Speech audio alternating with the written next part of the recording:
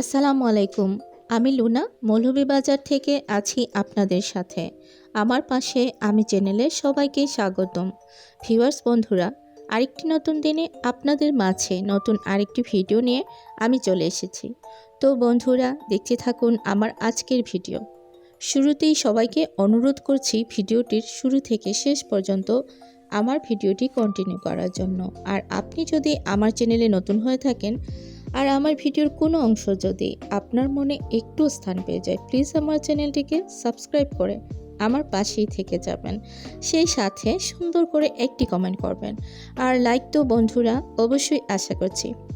বন্ধুরা, বেশ কয়েকটা দিন পরে আপনাদের মাঝে আমি আজকে একটি ভিডিও আপলোড করছি।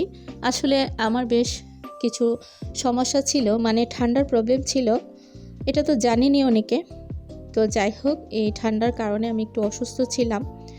আর ব্যস্ততায়ও দিন গেছে বেশ।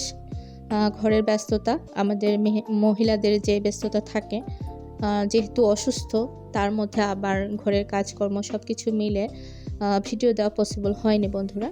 তো যাই হোক, আজকে আপনাদের জন্য একটি ভিডিও আমি নিয়ে এসেছি। তো বন্ধুরা, এখন আমি সকালবেলার জন্য আজকে একটু খিচুড়ি বানাচ্ছিলাম বেশ কিছুদিন পরে। তো কিভাবে আমি খিচুড়িটি রান্না করছি অবশ্যই সবাই দেখে নেবেন। আজকে ভিডিওটি আমি সাজিয়েছি ঘরের কাজকর্ম দিয়ে। যেহেতু ভিডিওটি আমার দিতেই হবে, তো ঘরের কাজকর্ম দিয়ে আমি ভিডিওটি আপনাদের জন্য সাজিয়েছি। এখন আমি খিচুড়িতে যা যা ব্যবহার করছি সেগুলাই আপনারা দেখছেন। এখানে কিন্তু আমি আলু এবং কিছুটা ফুলকপি কেটে দিব। এখন বাগার দিচ্ছি। তো আমি আমার মতো করে খিচুড়িটি রান্না করছি। অনেকেই খিচুড়িতে ডাল ব্যবহার করেন, মানে ডাল ছাড়া খিচুড়ি খাওয়াই সম্ভব না বা খিচুড়িটি ভালো হয় না, এটাই আমরা বলি। তো আমি কিন্তু সব সময় ডালটা ব্যবহার করি না, সব সময় আমার ডাল দিতে ভালো লাগে না, মাঝে মধ্যে দিই। আজকে আমি সেরকমই একটু ভুনা খিচুড়ি করছি, কিন্তু ওটাতে আমি ডাল ব্যবহার করিনি। তো যাই হোক, খিচুড়ির জন্য চাল ছিল, ওটা আমি ধুয়ে পানি একটু ছড়িয়ে নিয়েছি, আবার কিছুটা পানি আছেও বন্ধুরা। আর যাই হোক, এখন নাড়াচাড়া করে রান্না করে নিচ্ছি। তো বেশ কিছুদিন পরে ভিডিও দিলাম, জানি অনেকেই হয়তো ভাবছেন আমি ইউটিউব ছেড়ে দিয়েছি। আর আসলে আমারও মাঝে মাঝে মনে হয় যে এত কষ্ট করে ভিডিও আপলোড করে কি হবে, কিন্তু আসলে ইউটিউবে এগুলা ভাবার মানে সময় নেই বা ভাবাটা উচিত না। ভালোবেসে ভিডিও আমরা দিই, সফলতা একসময় হয়তো আসতেও পারে, নাও আসতে পারে, এটা জেনেই কিন্তু ইউটিউবে থাকতে হবে ধৈর্য ধরে, আমি যতটুকু বুঝেছি। তো এর জন্য কিন্তু আমি এতটা মন খারাপ করি না, তবে মাঝে মাঝে যখন ভিউজটা কম দেখি অটোমেটিকলি মনটা খারাপ হয়ে যায়। কিছু তো করার নেই, ভাগ্য বলে একটা জিনিস আছে। তো এটা যে আমি খুব কষ্ট পেয়ে বলছি তা কিন্তু না, কিছুটা কষ্ট তো সবারই লাগে, তাই না? তো এটা মানে যে একদম দুর্বলতা বা আমি খুব কষ্টে আছি তা কিন্তু না। তো যাই হোক বন্ধুরা, এখন আমি খিচুড়িটা কিন্তু মোটামুটি রান্না করে নিয়েছি। খিচুড়িটা আমার হয়ে যাচ্ছে, অনেকটা ভিজা আবার কিছুটা শুকনো। এখন লাস্ট পর্যায়ে আমি আমার কাটা টমেটোগুলো দিয়ে দিয়েছি। আমার টমেটো ব্যবহার করতে সব কিছুতেই খুব বেশি ভালো লাগে, বলতে গেলে টমেটো আমার খুব ফেভারিট একটা সবজি। তাই আজকে বাসায় টমেটো ছিল, যেহেতু শীতকাল মাঝে মাঝে আমরা টমেটো খাই, তো সেই টমেটোটি আমি কেটে দিয়ে দিলাম। এখন আপনাদের মাঝে একটি বাটিতে পরিবেশন করলাম আপনাদের জন্য। কেমন লাগছে বন্ধুরা, অবশ্যই কেউ না কেউ কমেন্টে আমাকে বলবেন। ভিডিওর এই পর্যায়ে এসে সবাইকে বলতে চাই, যারা এতক্ষণ আমার সাথে ছিলেন সবাইকে অসংখ্য ধন্যবাদ। আর বন্ধু, আপনি কি লাইক দিয়েছেন? যদি না দিয়ে থাকেন প্লিজ এখন অন্তত একটি লাইক দিয়ে দেবেন। আপনার একটি লাইকের কারণে আর অনেক ভাই বোন আমার ভিডিওটি দেখার সুযোগ পাবে। আর বন্ধুরা, এখন সন্ধ্যার পরে আমার ননদ হঠাৎ করে বাসায় এসেছেন, তো সময় খুব কম ছিল। উনি আমাদের জন্য পিৎজা, পরোটা, তারপর ডাল, পুরি, বিস্কিট এগুলো নিয়ে এসেছেন। আর আমি ঝটপট করে সেমাই রান্না করেছি। তো এখন ওনাদেরকে চা নাস্তা, বিস্কুট, সেমাই, সব পিৎজা এগুলো কাটা হচ্ছে, এগুলো দিয়ে নাস্তা দিয়ে দিয়েছি ঝটপট করে। তো যেহেতু প্রস্তুতি ছিল না, কিছুই করার নেই। আর এখানে আমার হাজব্যান্ড পিৎজাটা কেটে নিচ্ছেন সুন্দর করে সবাইকে দেওয়ার জন্য। তো আপনাদের মাঝে একটু শেয়ার করে দিলাম। আর এখানে একটি প্লেট দেখছেন, এই প্লেটটি উনি আমার ছোট মেয়ে মানহার জন্য নিয়ে এসেছেন।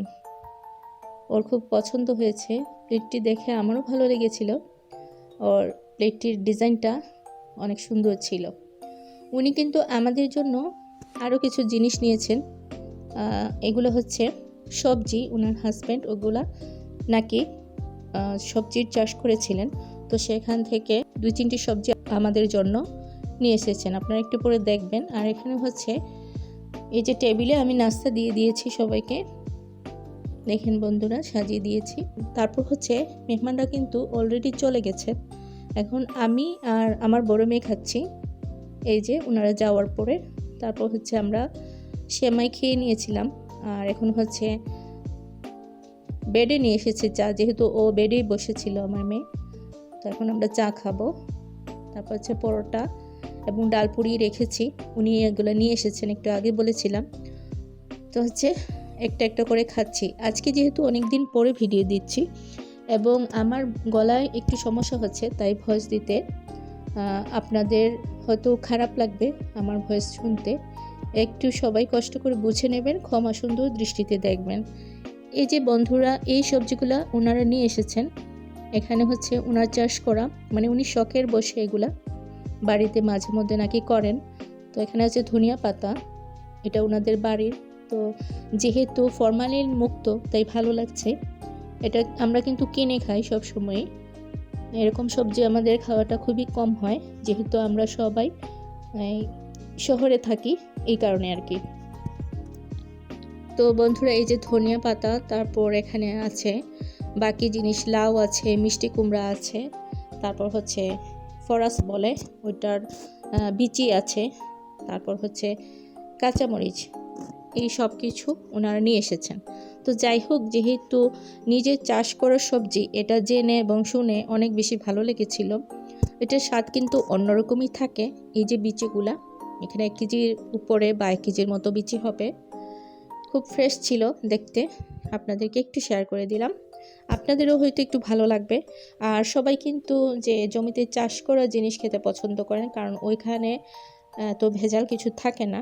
আমরা সাধারণত কিনে কিন্তু এরকম ফ্রেশ জিনিস পাই না, খেতে পারি না, এটাই আর কি। তো বন্ধুরা এগুলাকে আমি একটু ধুয়ে পরিষ্কার করে নিয়ে তারপরে শুকানোর চেষ্টা করব, মুছে এরকম করে ফ্রিজে রেখে দেব। আর এই যে দেখেন কি সুন্দর কাঁচামরিচ, জানেন বন্ধুরা একটা বিষয় হচ্ছে, বাজারে কেনা কাঁচামরিচগুলো দেখলাম ওইটার ঘ্রাণই অন্যরকম, আর এই যে জমির চাষ করা মরিচগুলা অনেক দেখতে ফ্রেশ ছিল, সুন্দর ছিল, সেই সাথে হচ্ছে গন্ধটা ছিল একদম কাঁচা মরিচের যে গন্ধটা ছোটোবেলা পেতাম সেরকমই, তো ভালো লেগেছিল। আর এটা হচ্ছে মিষ্টি কুমড়া, বেশ ভারী মিষ্টি কুমড়া।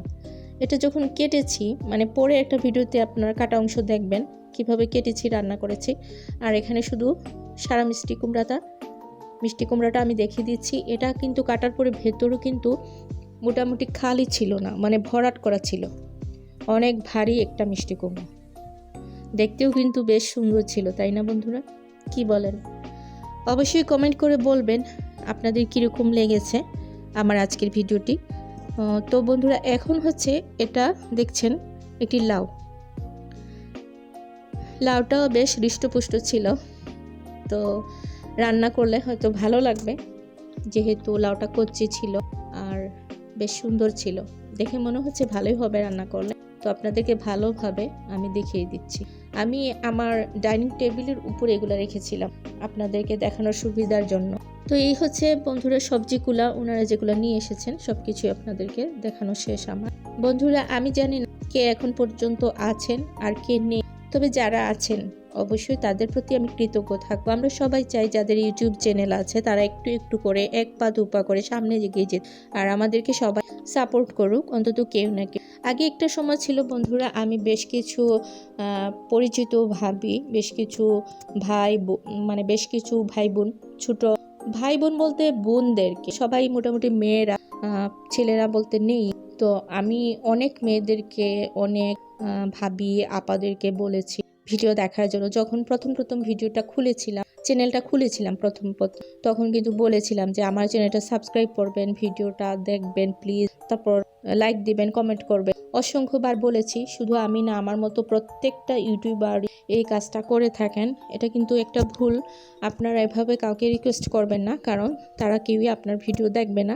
যারা দেখেন তারা সবাই অন্য মানুষ, পরিচিত মানুষও কিন্তু ভিডিও দেখে না, বললেও চ্যানেলটা সাবস্ক্রাইব করে রেখে দেয়, তারপর ভিডিও দেখে না। তো বন্ধুরা, আজকের ভিডিও মূলত এই পর্যন্তই ছিল। যারা এতক্ষণ ধৈর্য ধরে কষ্ট করে আমার পাশে আমার সাথে ছিলেন, সবাইকে অসংখ্য ধন্যবাদ। আবারও দেখা হবে, আবারও ফিরে আসবো নতুন কোনো দিনে নতুন কোনো ভিডিও নিয়ে। সেই পর্যন্ত দোয়া রাখছি সবাই সবার ফ্যামিলি নিয়ে অনেক বেশি ভালো এবং সুস্থ থাকবেন। আল্লাহ হাফিজ, আসসালামু আলাইকুম।